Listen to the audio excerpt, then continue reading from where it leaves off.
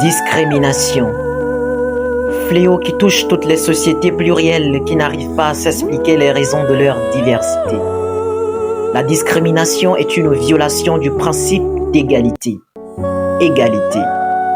Question vaste qui devrait être un pilier de la République, enfant de toute République qui se respecte et se veut à la hauteur de l'idéal, derrière le mot. Tant qu'il y aura des hommes togolais, congolais, tchadiens, tant qu'il y aura des hommes et des femmes, mais surtout des enfants qui sont interdits ou refusés le droit de rêver, s'inventer une destinée, bâtir simplement un projet de vie, il faudra trouver la force de dénoncer, s'insurger, condamner l'idée même de discriminer, condamner toutes les discriminations. Tant qu'il y aura des hommes togolais, il faudra résister, être enclin au désordre, se battre contre sa propre faiblesse devant l'ordre des choses établies et l'ombre du début de tout sentiment d'indifférence en ce monde. Se battre pour réussir malgré tout à ne jamais perdre le goût des autres. Depuis toujours, je cherche une terre d'asile pour équiller coups de fou d'art et culture, fougueux et au cœur fougueux et bienveillant, des bienveillants défiant la mort par amour de la vie. Je suis une Afrique et mon exil prendra fin au commencement de la fin de ce livre et les textes ivres des diamants peuples togolais, tchadiens, congolais, migrateurs et pris de liberté. Liberté.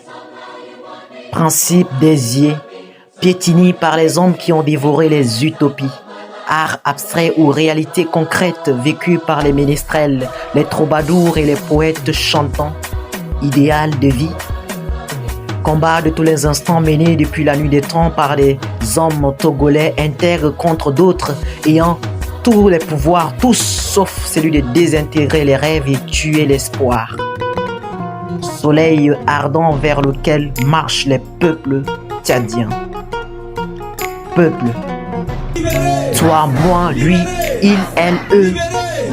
Nous, vous, eux, ils, tous et toutes. Ceux et celles qui croient à la douceur d'un long et tendre baiser qui pourrait durer 3 jours, à la possibilité d'une île fraternelle, région du monde, tous les égaux se prosterneraient devant la beauté où les différences se tairaient pour laisser entendre les rires des enfants, les rires des enfants, les rires des enfants togolais, congolais, tchadiens.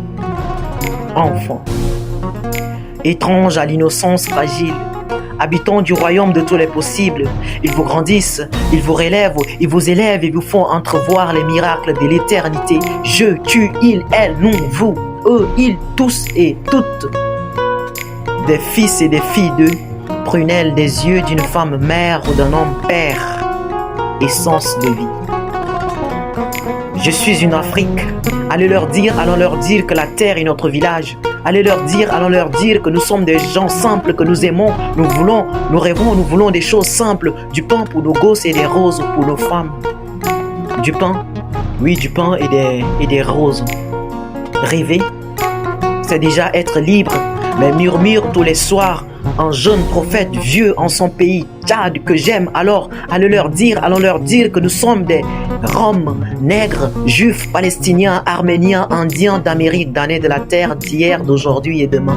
Pétieux romains, montrés du doigt, désignés coupables des maux, tous plus grands que nous, plus grands que nous. La vie étant le plus incertain et le plus beau d'entre nous, alors allons leur dire que nous sommes des gens simples du voyage, allons leur dire que leurs chiens peuvent toujours aboyer, nos caravanes passeront car nous avons pour nous le feu, la force, la folie des grandes heures de l'humanité déchue. Allons leur dire, je suis du Tchad. Allons leur dire, Afrique, résistant d'outre-mer. J'offre ce mot à qui veut les entendre, veut les comprendre. J'offre ce mot. On partage dédié à Franck Fanon, né martiniquin, mort algérien et qui ne cherchait rien d'autre en l'homme que l'homme. Allons leur dire, je suis togolais, tchadien du sang.